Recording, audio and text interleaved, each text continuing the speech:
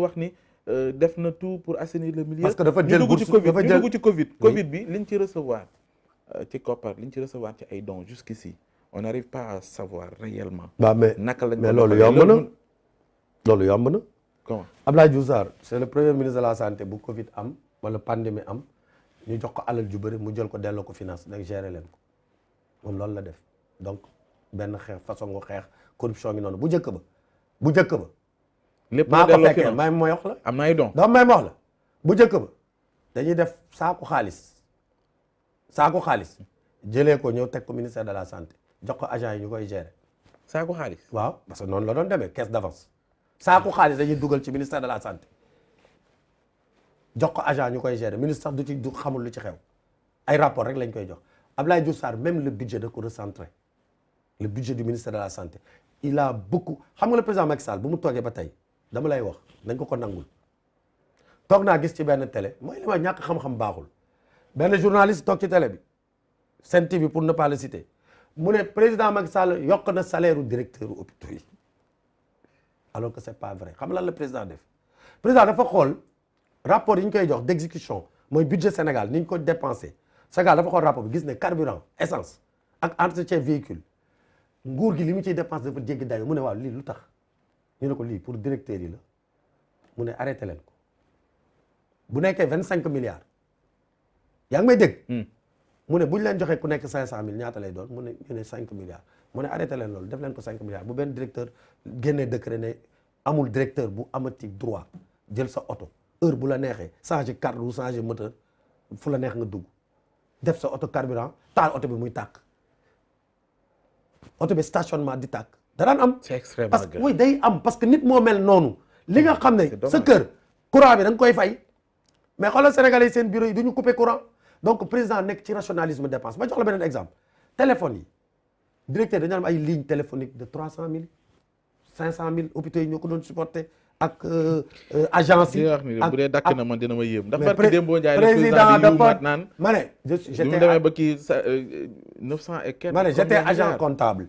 On a sorti un décret pour nous dire nous les agents comptables ne payez plus de facture de téléphone pour les directeurs président daf leen dugalal 75 000 seen salaire pour te dire ñu daan fay 300 000 téléphones état Sénégal li mu daan supporter ci ligne téléphonique pour les directeurs d'agence d'hôpitaux. D'accord léegi donc dama la bëgg wax ne loolu président def sur le plan macro def ko nag ci yu bëri pour rationaliser les dépenses pour mën ko injecter moo ko indil tey mu santé bi ak ni ko ni li nga ci wax yëpp ak mago bu ci am yëpp soo ma citalee benn ne lii xeex la ci wàllu corruption dina des trop quoi. dama la nag li nga wax moom lu mu njëkk a def mooy dafa jël xale bu ndaw nga nekk sous réserve dafa jël xale bu ndaw moo tax munoo cee dafa wax jël xale bu ndaw Sénégalais yi dañu bëgg am dama la koy wax dafa jël xale bu ndaw na ma ko IAF xam nga xale ragalul xale bu ndaw moom xamu ko de ministre xamu ko je vous le dis entre toi et moi il ne connaît pas ce gars mu name ko IAF ne ko liggéeyal benn ñaar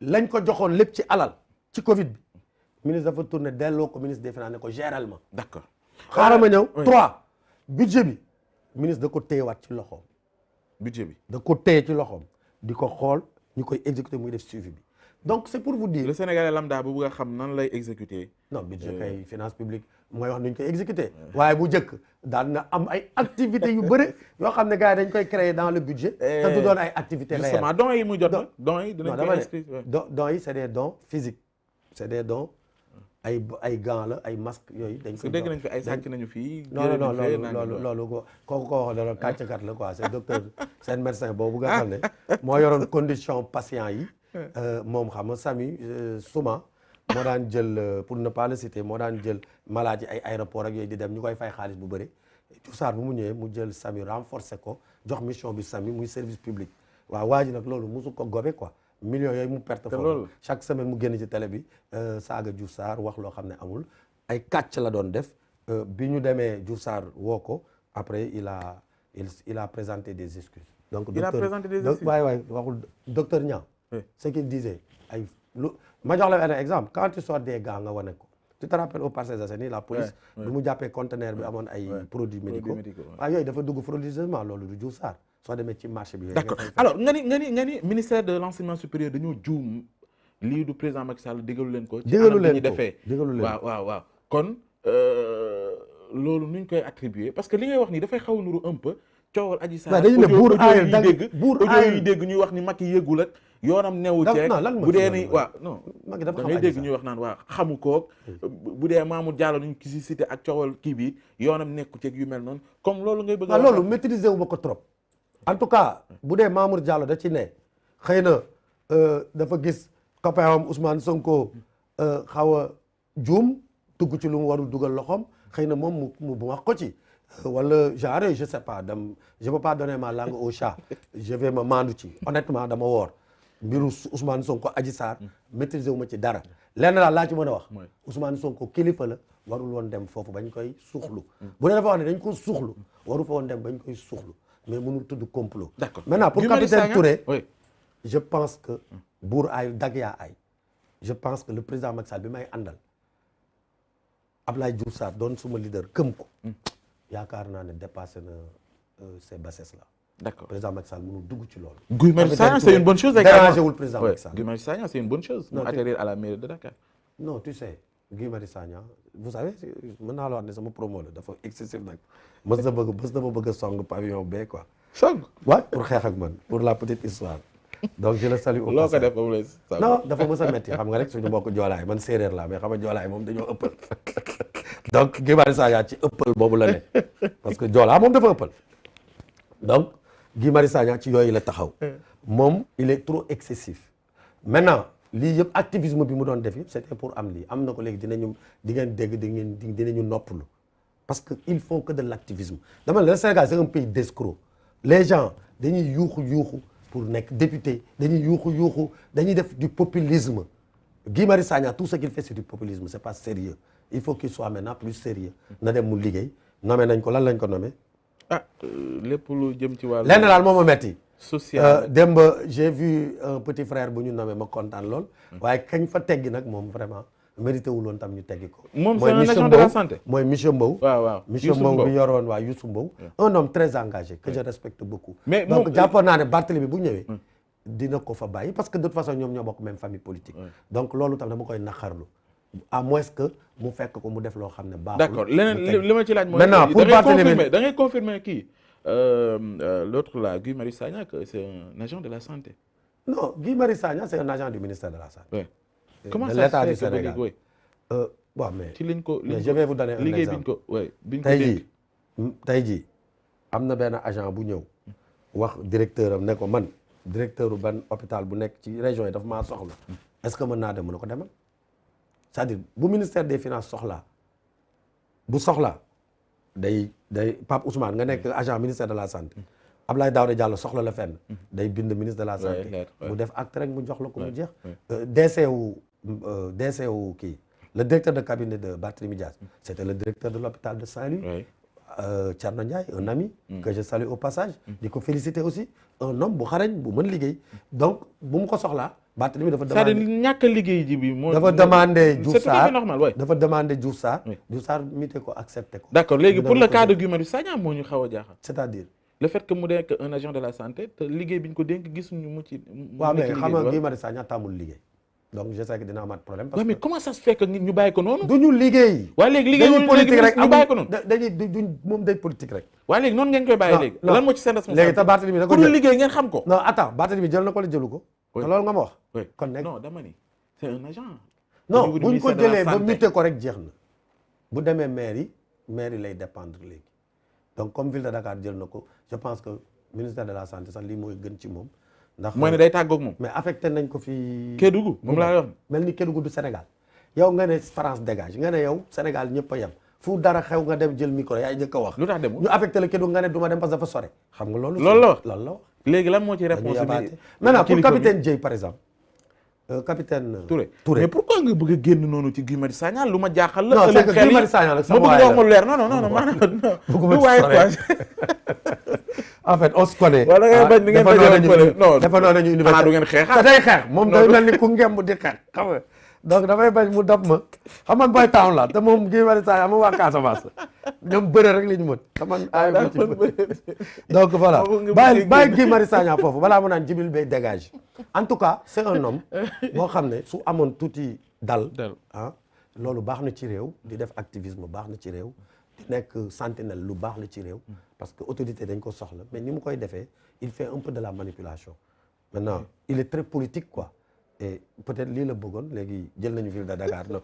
mais Sonko mënoon na ko jox kii Sonko yow gis nga première note de service bu Sonko bi mu génnee ci note de Sonko note de service bu Sonko mairie Ziguinchor bi mu njëkk xaatim que de faute ay faute rek léegi nga yaakaar ci kan la génnee non Ousmane Sonko mu ne j'ai beaucoup constaté j'ai beaucoup constaté ça c'est-à-dire il est excessif quoi il dit que beaucoup j'ai beaucoup constaté que beaucoup d'agents viennent en retard par exemple il dit que certains agents nga yaakaar ci moom la il m'a été donné de constater que certains agents kon bu mu ko signé booy bi ma àndal jox na ma démb benn note de service dama ko corriger na ko reprendre ko parce que administration dafa am lu ñuy bindee loolu dafa am solo moo tax ma ne la administration dañ koy namp loo namp doo ko gàll. pourtant ki nga wax nii c'est un pur produit. mais musul liggéey. comment non bureau bu ndaw lañ ko joxoon il paraît. non c'est sérieux il paraît. avec son non xam nga dama lay wax na benn affaire am na temps ma amoon tuuti damm yu metti sama ñaari tànk toog lu yàgg liggéeyuma bi ma delloo pour bind note dafay metti de c'est-à-dire entraînement la donc tàmm ko xam nga boo tàmmul liggéey wax rek ngay def nekk ci rajo yi télé yi di conférence de presse di point de presse léegi boo demee ñu jox la première lettre pareeguma j'ai beaucoup constaté que beaucoup d'agents viennent en retard après il donne une disposition pour dire que heure de travail de telle heure à telle heure après mu ñëw ne j'attache beaucoup de prix ça se dit pas on dit j'attache du prix à l'exécution mu ne de ces prescriptions il y a pas de prescription dans sa note de cette disposition donc c'est des détails mais nga bëgg jiite Sénégal mënoo bind note ñun dañuy teg ay njiit ñu dem fi ñu dem toog fa di xool. yow pour la première fois ma dégg la ngay relever yooyu alors que fii gis nañ fi ay communiqué et d'ailleurs chaque fois saa ay président dafay communiqué on relève faute yi ci am ak yenn. mais loolu normalul loolu laa normalul bu dee dafa am normalul gisuma ko dama ne bosu Sonko bi moom dafa ne fàng moom parce que xam nga moom dafa bëgg Facebook donc dafa def note bi rek génnee ko ci Facebook donc malheureusement man ba ma ko liiree ma xaw a am vraiment lu ma metti ndax tam Ousmane Sonko quand même il a eu 15% lors des élections présidentielles maintenant seen gagné bi ñuy wax yëpp ci local yi 19% la ñu am 19% loolu mooy seen gagné. baax na 15 à 19. xam ngeen yéen a ngi ci recrutement ngeen nekk non dama ne 15 à 19% la ñu am. d'accord c'est-à-dire Ousmane Sonko élection locale yi moom ak Yewwi ak Khalifa ak Barthélémy 19% la ñu am. léegi nag lenn rek laay woote. ku fi jëlee le tout puissant Abdoulaye Diouf non loolu amul solo Sénégal ñun ñoo ko bokk. opposition dafa war a am ci réew. mais dañu am taxawaay bu républicaine nag du ay tàllalal Macky Sall tapis rouge da ngay opposé wu ba génn boîte vocale mais ñu républicain dama dugg ci ay services yoo xam ne ñoom ñoo ko yore quoi ñoom ñoo ko gagné. ñoom waaw mais ay photo Yewwi Askan bi lañ fa def man sañuma sama bureau ma def fa benn bokk yaakaar je n'ose pas. bu ma ñëwee fekk ay photo Yewwi Askan Wi. waaw ci seeni bureau. waaw seeni photo bi ñu solee seeni photo ak kiiwu Yewwi drapeau Yewwi seeni bureau mën nga def Barthélémy Diaz ak écharpe maire bi. lu la fa yóbbu mu am photo officielle dans le cadre du travail. travail oui dans le cadre du travail. Oui il arrive que ngeen liggéeyandoo même bu ngeen gis. moi je suis pas un citoyen de Dakar. Si. Je suis pas un acteur de la santé. La ville de Dakar a des compétences sur le plan sanitaire. Donc naturellement Barthélémy war nañu mën a liggéey. su ma wooyee pour ñu liggéey sur ce plan là damay ñëw ma liggéey ak moom. mais dama wax ne nañu dindi photo Yewwi yooyu ñu def ci seen bureau yi c'est pas joli c'est pas républicain.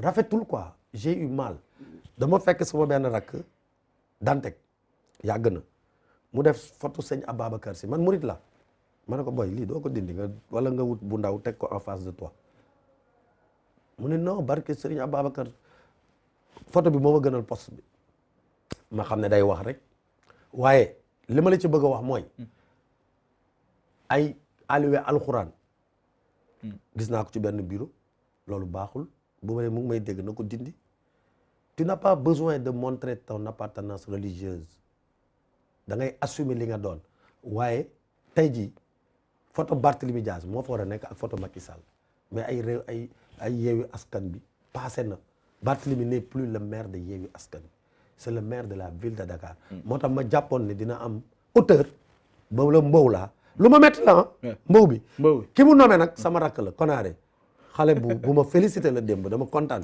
D'accord. parce que il faut donner la chance aux jeunes. Aux jeunes. mais par contre. le mbow la waru ko tëbal. ba pare ñëw indi capitaine Touré. Touré, oui. mais capitaine Touré il a été radié dans l'administration. c'est une interrogation. juriste yi laay waxal je suis pas juriste je suis économiste. man de su ma ko waroon xaatim dinaa def ndànk ndax ki ñu radié dans l'administration nga jëlaat ko yow maire ville de Dakar. nga nekk fonctionnaire tu es payé par l'État du Sénégal. par le même budget. tu prends encore capitaine Dièye nga dugal ko par la fenêtre. Capitaine Touré. capitaine Touré. Oui. ça pose problème. je le crois laa wax. donc mënoon na ko lijjantil leneen comme est-ce que loolu dina jàll.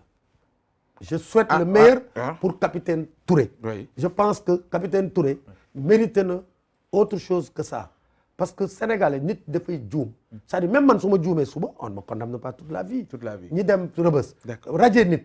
taxul après ñu pousser ko pour mu nekk dans la débauche. wala mu dof dañ la war a sax peut-être à un moment donné ñu xool nu ñu lay encadrer. mécanisme de financement yi fi ne. bu ñu la ci mënee jàppale nga dem liggéey nga liggéey. wala yaa xam état war na jéem a trouver ay solutions sur ça. D'accord. maintenant. su fekkee ne dañ la radier. fa la ñuy jeexalee. mën nañ ko def waaye. Barthélémy Dias en tant que ville de Dakar li mu yor ci état la bokk. c'est un démembrement de l'état yow sa bopp Barthélémy sa salaire état moo la koy jox nga xaatim nommé conseil technique koo xam ne état daf ko radier comme Ousmane Sonko bi ñu ko radier ñu nommé waat ko fonction loolu dafay poser problème. waaw d'accord dinañ bàyyi xel ñi nga xam te ne ñoo ci am xam-xam ñoo tontu ci wàllu yi mais maa ngi lay gërëm di la sant. waaw Pape maa ngi lay gërëm man tam di la sant di la wax ne justement que la presse yéen. ngeen xool tuuti ngeen xoolaat seen toogaay. j'ai pas de leçon à vous donner. mais on ne peut pas prendre des mannequins des DJ jox leen télé bi ñu nekk di wax ak suñu doom yi non non non.